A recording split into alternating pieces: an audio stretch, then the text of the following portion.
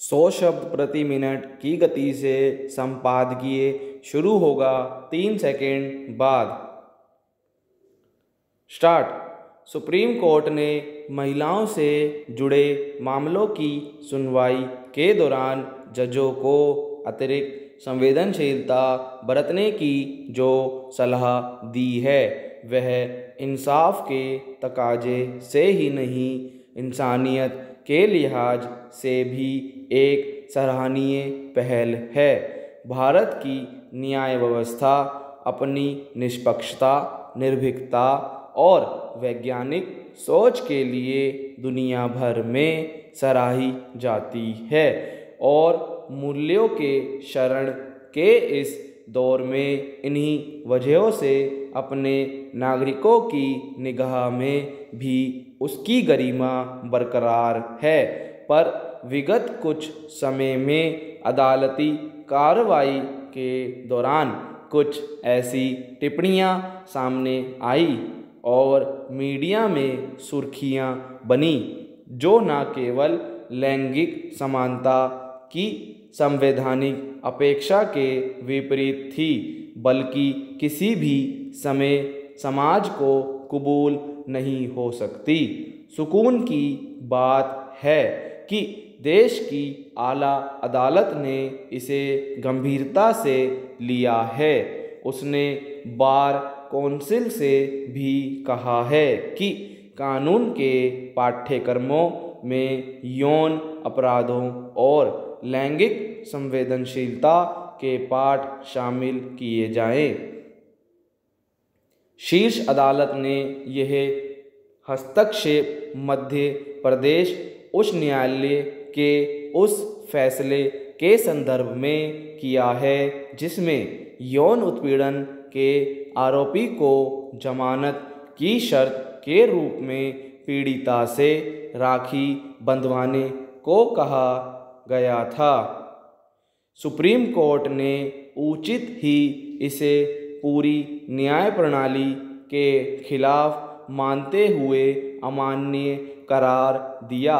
भारत में महिलाएं किन किन रूपों में यौन उत्पीड़न और असमानताएं झेल रही हैं, इससे जज के कुर्सी पर बैठने वाले सम्मानित लोग ही नहीं, आम नागरिक भी बखूबी जानते हैं और इसके लिए राष्ट्रीय अपराध रिकॉर्ड ब्यूरो के आंकड़ों में भी झांकने की जरूरत नहीं होनी चाहिए।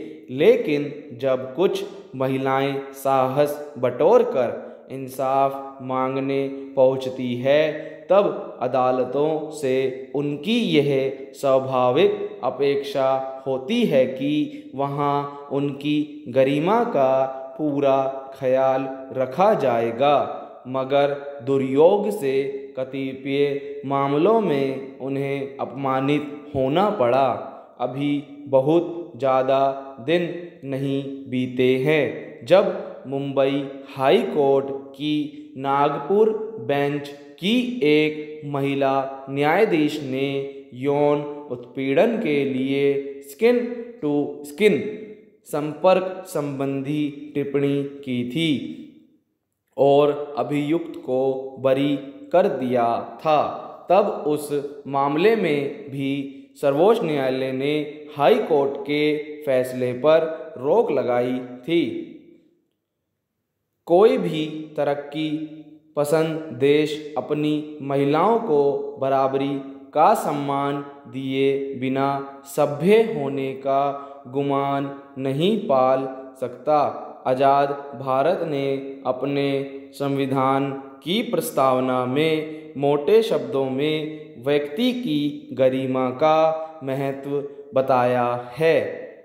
उसने देश के हर एक पुरुष और महिला की प्रतिष्ठा की रक्षा की गारंटी दी है। निस्संदेह बीते 7 दशकों में सामाजिक स्तर पर कोई लैंगिक बेड़ियां टूटी हैं और हमें यकीन है कि यह सिलसिला अब थमने वाला भी नहीं।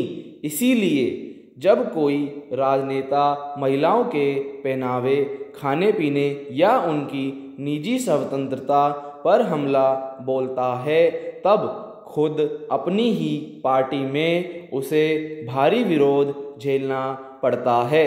लेकिन जब बात इंसाफ के आसन की हो तो उसे ना सिर्फ निर्विवाद निष्पक्ष होना चाहिए बल्कि आवाम में दिखना भी चाहिए।